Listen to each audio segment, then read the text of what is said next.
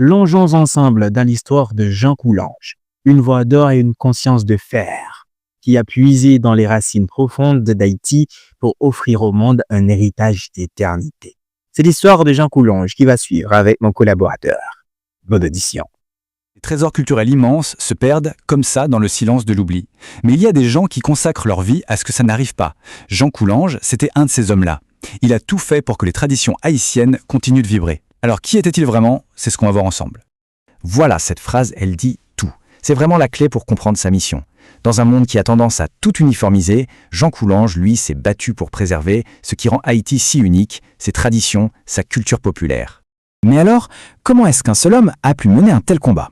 Eh bien, tout simplement en portant plusieurs casquettes. Il était à la fois chanteur, chercheur et anthropologue. Et chacun de ces rôles a été absolument crucial dans sa démarche. On va commencer par explorer sa première facette, celle de l'intellectuel engagé, de l'activisme au monde universitaire. Son engagement n'est pas venu de nulle part. Il a commencé très très jeune. Il faut savoir qu'il s'est impliqué dans les mouvements anti-duvaliéristes qui luttaient contre la dictature en Haïti. C'est vraiment là que sa conscience politique, sa vision du monde se sont forgées. Son parcours académique, c'est tout un voyage. D'abord, en 1969, il part au Canada. Il y étudie, il y enseigne pendant près de 10 ans.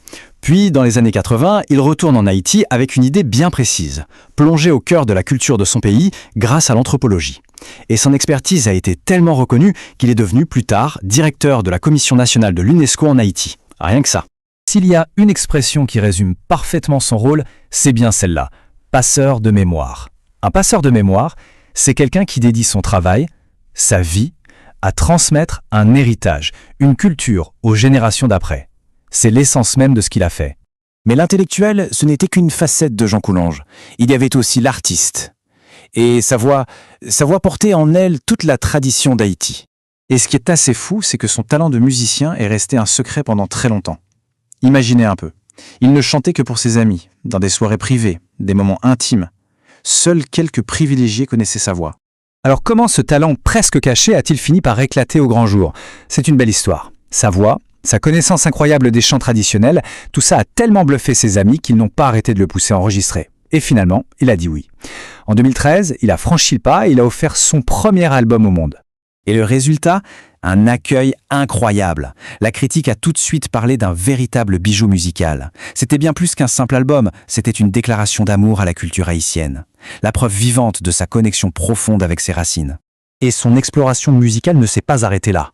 D'un côté, il y a son album solo de 2013, une revisite magnifique des sons traditionnels, et de l'autre, le projet Les Kidor, une plongée bien plus audacieuse dans ce qu'on appelle les chansons refoulées, des trésors presque oubliés de la musique haïtienne.